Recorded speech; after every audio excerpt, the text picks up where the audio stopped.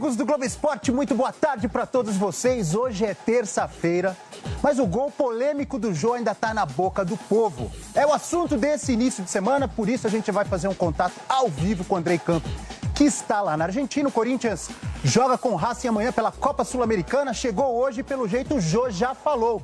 É isso mesmo? Boa tarde, Andrei. Oi, Abel, muito boa tarde também para você que está ligado no Globo Esporte. A gente fala de Buenos Aires hoje. Eu que vou te deixar com inveja, viu? Na capital argentina, a temperatura na casa dos 18 graus, tem sol e foi com esse clima que o Corinthians chegou por aqui por volta das 10h30 da manhã. Um pouco depois, cerca de 1 hora mais tarde, os jogadores vieram para este hotel que fica na região central de Buenos Aires e quem parou para conversar com a imprensa foi justamente o atacante Jô. Ele conversou mais um pouquinho sobre a polêmica do fim de semana, o gol em que ele marcou com o braço. Vamos ouvir o atacante corintiano. Depois que eu saí do jogo, realmente eu não tinha visto a imagem, não tinha visto o gol, né? E depois chegando em casa com mais tranquilidade, eu pude ver que a bola realmente tocou no braço. Mas eu quero deixar claro que em nenhum momento eu quis trapacear, em nenhum momento eu tive a intenção de fazer o gol, até porque meus 19 gols que eu fiz foram com puro trabalho, puro suor, com dedicação. Quem realmente me conhece sabe que em nenhum momento eu queria fazer alguma sacanagem, né? É claro que gerou polêmica, né? Devido que alguns acham que poderia ter assumido, mas se eu tivesse a convicção eu falaria. Não tem um porquê esconder algo.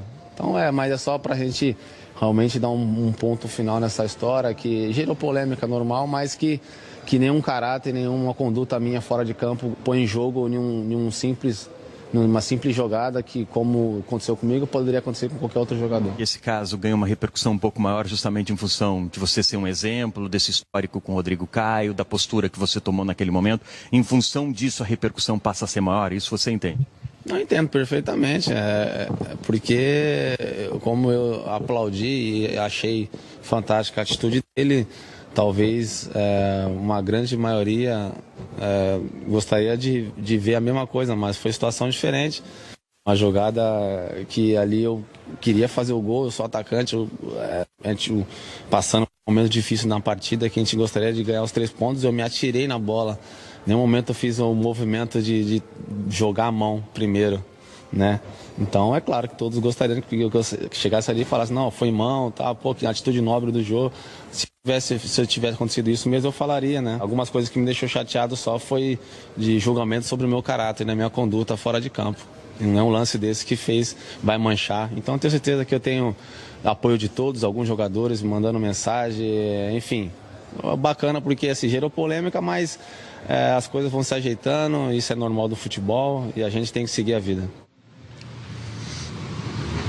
Bom, agora é deixar o Campeonato Brasileiro para trás, se concentrar na Copa Sul-Americana. Os jogadores do Corinthians, nesse momento, estão almoçando, depois eles descansam e às 7h da noite vão fazer o último treino antes da partida de amanhã contra o Racing. O treino vai ser no local da partida, o estádio Presidente Perón, que amanhã vai receber um grande público, expectativa de mais de 40 mil torcedores. A gente sabe que o Racing tem na Copa Sul-Americana o grande desafio para esse segundo semestre, tanto que no fim de semana que passou colocou em campo pelo Campeonato Argentino um time reserva, acabou perdendo para o Banfield por 1-0. Já o Corinthians também trouxe para Buenos Aires os melhores jogadores, todos aqueles que o técnico Fábio Carille tem à disposição, só ficou em São Paulo preservado o Guilherme Arana. Amanhã, portanto, Abel, jogão de bola, hein? Obrigado, Andrei. Bom trabalho para você aí na Argentina. Como vocês sabem, hoje é terça-feira, dia de Fala Casão. Vamos aproveitar a presença do Casão para falar desse assunto do Jô e de outros também. A bola está contigo, Casão. Boa tarde. Boa tarde. Roda a vinheta. Para de fazer pose. Meu, vai e bate. Os jogadores estão fazendo muita pose. Olha a corridinha. Então vamos lá, vamos ouvir a pergunta do povo para o Casão. Fala, Casão. Aqui é o Jonas de São Paulo, beleza, irmão? Queria saber se você fizesse um gol de mão, você se acusaria, irmão? Então, isso é uma polêmica, porque é o seguinte, a malandragem do futebol sempre foi aplaudida na América do Sul. Isso começou com o jogador brasileiro, que era o Nilton Santos, um dos maiores jogadores da história do futebol mundial, que fez uma falta dentro da área em 62, deu 2 passos para fora para enganar o árbitro. E todo mundo achou isso maravilhoso. E isso foi correndo até hoje, nos dias de hoje. Estão querendo mudar isso? Eu acho que tem que mudar isso mesmo, a honestidade tem que prevalecer. Mas não pode forçar. O Jô fez um gol, eu acredito na palavra palavra dele, tem que mostrar para ele que da próxima vez ele tem que modificar, não cobrar um comportamento dele que ele não está acostumado a fazer e nenhum jogador está acostumado a fazer. Talvez eu não falasse também, porque eu venho de uma geração dos anos 80 que a esperteza do futebol era aplaudida e eu aprendi isso de criança. Então eu sempre quis levar vantagem no futebol, como todos os jogadores dos anos 70. As coisas têm que se mudar gradativamente. Eu acho que o Jô, da próxima vez, ele vai fazer melhor. Mas eu acredito na palavra dele, ele não pôs o braço de propósito. Muito bem. E depois desse gol polêmico do Jô, a CBF decidiu que a partir de agora teremos árbitro de vídeo nos jogos aqui no Brasil. Vamos ver a reportagem. A decisão foi tomada depois dos protestos do Vasco e de uma reunião em que a comissão de arbitragem se viu sem alternativa, a não ser antecipar o uso do árbitro de vídeo, já previsto para a reta final do Campeonato Brasileiro. Apesar da reação imediata da CBF, nem o árbitro Elmo Rezende Cunha, nem o assistente Eduardo Valadão, que validaram o gol de Jô, foram punidos. O custo de aproximadamente R$30 mil por jogo era visto como um dos principais obstáculos. Mas a ordem do presidente da entidade, Marco Polo Del Nero, foi adotar o recurso quanto antes. Se possível, já no fim de semana. O vídeo também deve ser usado na segunda partida da final da Copa do Brasil. O importante agora é treinar as pessoas que já têm uma boa noção de como fazer isso daí, e fazer esse treinamento essa semana e ver a viabilidade técnica de como já fazer nos estádios que estão programados os jogos do final de semana. A 26ª, 27ª rodada do campeonato, a Copa do Brasil, que só falta um jogo para terminar. São competições importantíssimas, as duas competições mais importantes. E a gente vai começar isso agora. E os jogos que já tiveram dúvidas, que algumas equipes foram prejudicadas, como que faz? Eu acho que o ideal é se começar uma temporada nova, com tudo que seja novo e com muita transparência. Eu acho que já era hora, né, para acontecer, né, principalmente que os grandes centros já estão usando, né. Eu acho que ia minimizar, principalmente, os erros que nós tivemos durante toda a competição. O ideal seria que isso estivesse já em atividade desde o início, mas como não foi possível, eu acho que é melhor tarde do que nunca, né. Desde o ano passado, importantes competições em todo o mundo vêm adotando o árbitro de vídeo. Mundial de Clubes da FIFA, Copa das Confederações e, atualmente, os campeonatos alemão, italiano e português em todas as partidas. Ainda não há um estudo que comprove que o vídeo reduz os erros e as opiniões sobre a eficácia se dividem. Vendo o campeonato italiano, Udinese e Milan, com 10 minutos de jogo, o Udinese abriu 1-0, né? O gol do atacante Kevin Lasanha. E em 30 segundos o lance foi resolvido. Os jogadores do Milan pediram, o árbitro sinalizou o vídeo e em 30 segundos, sem nenhum tipo de polêmica, apesar de apenas 30 centímetros de distância à frente, o gol foi anulado. Vai ser a maior lambança, porque não estão preparados. Vamos começar. Eu posso pedir o árbitro de vídeo? O meu capitão pode pedir? É só o juiz pode pedir? Quantos pedidos são? 1, 2, 3... Em que critério é esse para usar o árbitro de vídeo? Um árbitro de vídeo entrar na 15ª rodada, faltando para acabar o campeonato?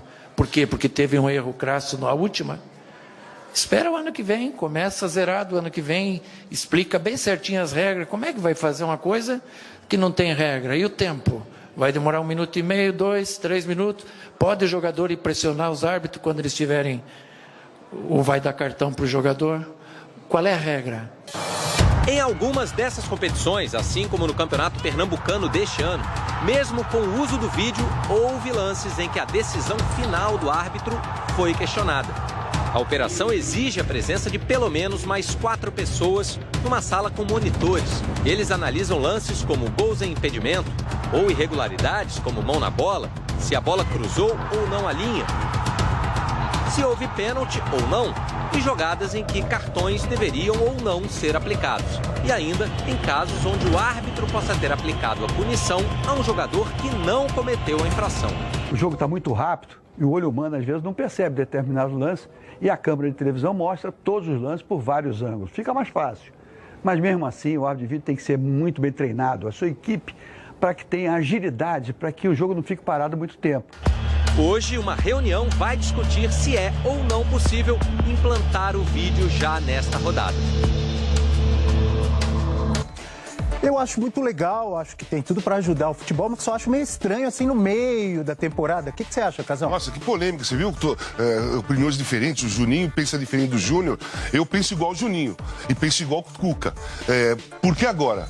Espera começar a preparar, explicar como vai ser usado, de que forma vai ser usada para os treinadores, para os jogadores, ficar uma coisa bem definida e aí sim colocar. Agora vai se colocar porque teve um erro no domingo passado, mas quantos erros que aconteceram para trás? Aconteceram tantos erros no Campeonato Brasileiro, da mesma importância que o do Jô, e ninguém quis colocar o árbitro de vídeo, vai se colocar agora por causa de um erro depois? Então eu acho que está errado. Tem que se começar a se preparar para o ano que vem.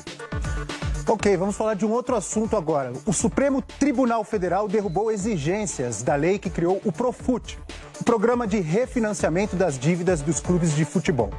Os clubes que não estivessem em dia com os impostos federais poderiam ser punidos com rebaixamento. Mas o ministro do STF, Alexandre de Moraes, entendeu que elas eram exageradas e poderiam ferir a Constituição e derrubou as exigências em liminar. Ou seja, nenhum clube vai ser rebaixado se deixar de pagar impostos. A decisão vale até que seja confirmada ou não em plenário. Outras informações no site Globoesporte.com. A gente volta daqui a pouco.